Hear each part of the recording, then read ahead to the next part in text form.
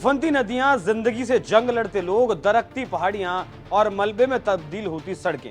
उत्तराखंड में बारिश तो जून के महीने की शुरुआत से ही दस्तक दे चुकी थी, लेकिन 28 जून 2025 को उत्तराखंड में भारी बारिश के साथ भीषण तूफान ने भी दस्तक दे दिया। मौसम विभाग ने रेड अलर्ट जारी कर दिया।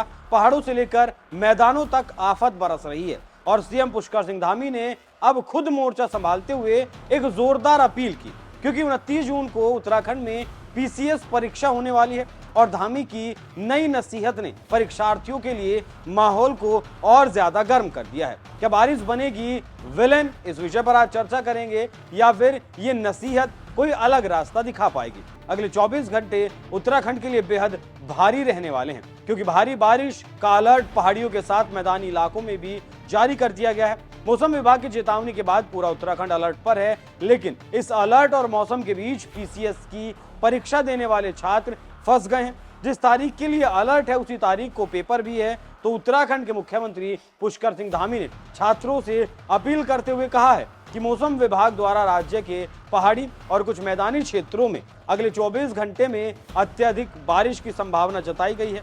आप सभी से अनुरोध है कि सतर्क रहें, अनावश्यक यात्रा से बचें और प्रशासन द्वारा जारी दिशा निर्देशों का पालन करें।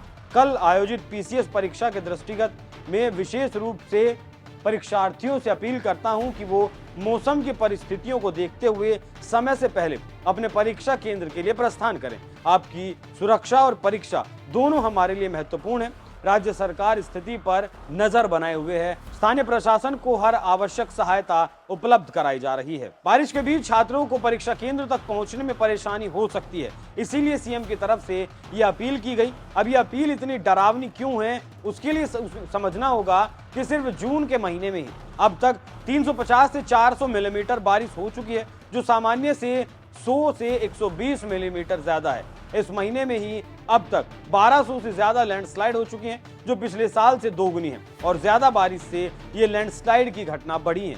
रुद्रप्रयाग, चमोली, नैनीताल, टिहरी, गढ़वाल, पिथौरागढ़ और देहरादून में सबसे ज्यादा लैंडस्लाइड हुई हैं। 500 से ज्यादा सड़कें फिलहाल बंद है। बद्रीनाथ और यमुनोत्री मार्ग भी बंद कर दिया गया है। हालांकि इस अलर्ट के बाद एनडीआरएफ और एसडीआरएफ एक तरफ बचाव और राहत का कार्य चला रही है, दूसरी तरफ इन्हें अलर्ट पर रहने के लिए भी तैनात रखा गया है, जिससे कि मानव जीवन को कम से कम नुकसान हो। बाकी उत्तराखंड घूमने जाने वाले लोगों को से ये अपील है कि वो पहले मौसम की जानकारी लें, रास्तों के बारे में जानकारी लें, उसके बाद ही उत्तराखंड घूमने जाएं। हालांकि सरकार कुदरत के इस कहर से निपटने के लिए तैयार है और बेहतर तरीके से व्यवस्थाओं को संभाल रही है, लेकिन जिस तरह से अभ्यर्थियों के लिए उत्तराखंड के मुख्यमंत्री ने अपील जारी की है, उस पर आप लोग क्या सोचते हैं? अपनी राय हमें कमेंट कर जरूर बताइएगा। नमस्कार।